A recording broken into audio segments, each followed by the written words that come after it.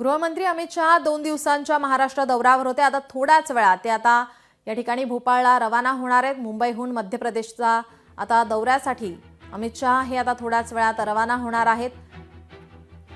मुख्यमंत्री आता विमानतळावर त्यांची भेट घेणार आहेत, तर उपमुख्यमंत्री एकनाथ शिंदे यांनी सह्याद्रीवर त्यांची भेट घेतलेली आहे। त्यांच्यामध्ये जवळपास अर्धा तास ही चर्चा झाल्याची माहिती मिळते। त्यानंतर आता अमित शहा यांची भेट घेण्यासाठी विमानतळावर मुख्यमंत्री देवेंद्र फडणवीस हे उपस्थित राहणार असल्याची माहिती समोर येते। महाराष्ट्र दौऱ्यानंतर आता केंद्रीय गृहमंत्री अमित शहा यांचा मध्य प्रदेशचा दौरा, मुंबईहून आता ते भोपाळला रवाना होणार आहेत। थोड्याच वेळात आता केंद्रीय गृहमंत्री अमित शहा यांचा ताफा हा आता विमानतळाकडे आता रवाना होणार आहे। मुंबईहून आता त्यांचा दौरा भोपाळला असेल। मध्य प्रदेशचा दौरा आता महाराष्ट्राच्या दौऱ्यानंतर त्यांचं लक्ष आता मध्य प्रदेशकडे असेल।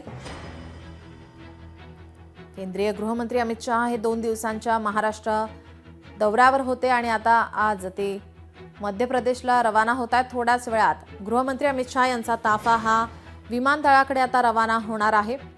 त्याआधी आपण पाहिलं सह्याद्रीवर उपमुख्यमंत्री एकनाथ शिंदे यांनी त्यांची भेट घेतली। जवळपास अर्धा तास त्यांच्यामध्ये चर्चा झाल्याची माहिती आहे। मात्र चर्चा कशा संदर्भात झाली ही अद्याप समजलेलं नाही। तर त्यानंतर आता विमानतळावर मुख्यमंत्री देवेंद्र फडणवीस हे त्यांची भेट घेणार आहेत।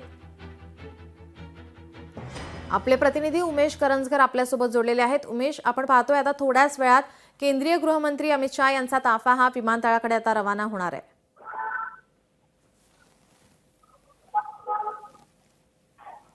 आपण पाहतोय केंद्रीय गृहमंत्री अमित शहा हे आता थोड्याच वेळात त्यांचा ताफा हा आता विमानतळाकडे आता रवाना होणार आहेत। मुंबईहून भोपाळला आता ते रवाना होणार आहेत। महाराष्ट्राच्या दौऱ्यानंतर त्यांचा आता हा मध्य प्रदेशचा दौरा आहे।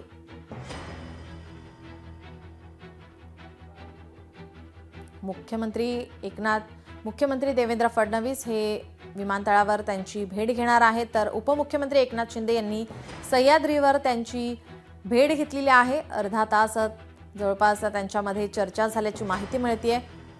थोड्याच वेळात आता केंद्रीय गृहमंत्री अमित शहा यांचा ताफा विमानतळाकडे आता रवाना होईल। आपले प्रतिनिधी उमेश करंजकर आपल्यासोबत जोडलेत। उमेश, काय अधिकची माहिती? मुख्यमंत्री एकनाथ शिंदे आणि अमित शहा यांच्यामध्ये भेट सुरू आहे। मात्र आता व्हीआयपी मुवमेंटनुसार तिथे हालचाली वाढलेल्या आहेत, त्यामुळे अमित शहा आता थोड्या वेळात निघतील अशा प्रकारची माहिती मिळते। उपमुख्यमंत्री एकनाथ शिंदे यांच्याबरोबर जवळपास अर्धा तास त्यांची बैठक झाली आहे। या बैठकीत गेल्या 2 दिवस त्याप्रमाणे राजकीय हालचाली सुरू आहेत, त्यावर बातचीत जी ते आपल्याला होताना पाहायला मिळते।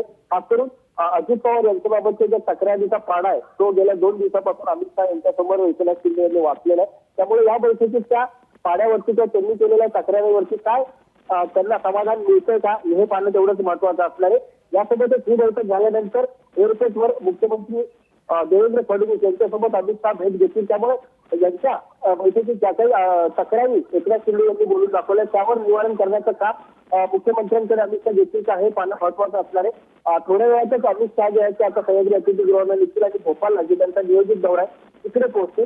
मात्र आता ही जी महत्वाची बैठक होते, कारण महायुतीचे सरकार असूनही महायुतीचे जे 3 प्रमुख पक्ष त्याच्यामध्ये कुठे समन्वय नाहीये का याबाबतच्या चर्चा आता सुरू झालेल्या आहेत। कारण अजित पवारांच्या बाबतची जी नाराजी होती उघडपणे अमित शहा यांच्याकडे एकनाथ शिंदे बोलून दाखवले। त्यामुळे महायुतीमध्ये नाराजी नको, महायुतीमध्ये जे 3 मोठे पक्ष आहेत त्यांच्यामध्ये कुठे नाराजी नको यासाठी समन्वय साधण्याचं काम अमित शहा करणार आहेत आणि यापुढे महायुतीचे सरकार समन्वयाने चालेल असं समजलं जातं। त्यामुळे ही अत्यंत महत्वाची बैठक जी आहे ती आता पार पडून थोड्या वेळात अमित शहा एअरपोर्टच्या दिशेने रवाना होताना आपल्याला पाहायला मिळेल। जी नक्कीच उमेश, आपण जी तक्रारी संदर्भात आपण जी माहिती देताय ती उपमुख्यमंत्री एकनाथ शिंदे यांनी देवेंद्र फडणवीस यांच्या कानावर घातलेली आहे का, किंवा त्यांच्यासोबत या संदर्भात चर्चा केली आहे का? उपमुख्यमंत्री एकनाथ शिंदे यांनी थेट अजित पवारांकडे जे अर्थ खाते त्या सगळ्या संदर्भातची त्यांची तक्रार आहे। कारण एकनाथ शिंदे यांचे जे मंत्री आहेत त्यांच्या विभागाला निधी देताना अजित पवार जे हात आखडता घेत आहेत आणि त्यामुळे त्यांच्या विभागाची कामं होत नाहीत आणि त्यामुळे त्यांच्या पक्षाचं नाव राज्यामध्ये खराब होते अशा प्रकारची त्यांची तक्रार आहे। मात्र या सगळ्या संदर्भात थेट मुख्यमंत्र्यांची त्यांनी अद्याप तरी चर्चा केलेली माहिती नाहीये. त्यामुळे अमित शहा या सगळ्या बाबतची माहिती देतील आणि थेट एअरपोर्टवर मुख्यमंत्री यांच्याशी ते चर्चा करतील आणि त्यामुळे या सगळ्या संदर्भात एकनाथ शिंदे असतील, अजित पवार असतील आणि स्वतः मुख्यमंत्री असतील यांनी एकत्र बसून या सगळ्या समस्यांवरती तोडगा काढायला पाहिजे का, तर या बाबतीत जे पक्षाचे अजित पवारांना, मुख्यमंत्र्यांना आणि उपमुख्यमंत्री एकनाथ शिंदे यांना अमित शहा देण्याचं काम करतील. त्यामुळे अमित शहा यांची ही बैठक झाल्यानंतर ज्या मुख्यमंत्र्यांसोबतची बैठक होईल ती अत्यंत महत्वाची असणार आहे आणि त्यातून समन्वय साधण्याचा प्रयत्न जो आहे तो अमित शहा करणार आहे. जी, आता आपण पाहतोय की विमानतळाकडे थोड्याच वेळात केंद्रीय गृहमंत्री अमित शहा यांचा ताफा हा या ठिकाणी आता रवाना होणार आहे. मुख्यमंत्री देवेंद्र फडणवीस त्या ठिकाणी त्यांची भेट घेणार आहेत. त्या भेटी दरम्यान काही चर्चा होणार आहे का, त्या संदर्भात काय माहिती आहे?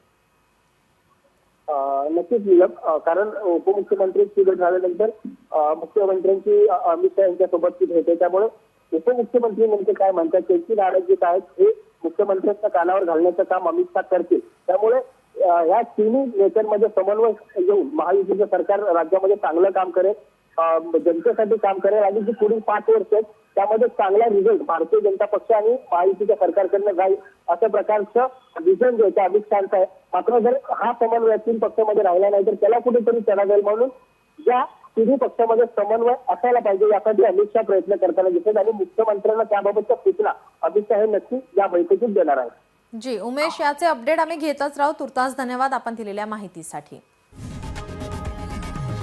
लोकशाही मराठी ऐका, पहा, जागरूक रहा.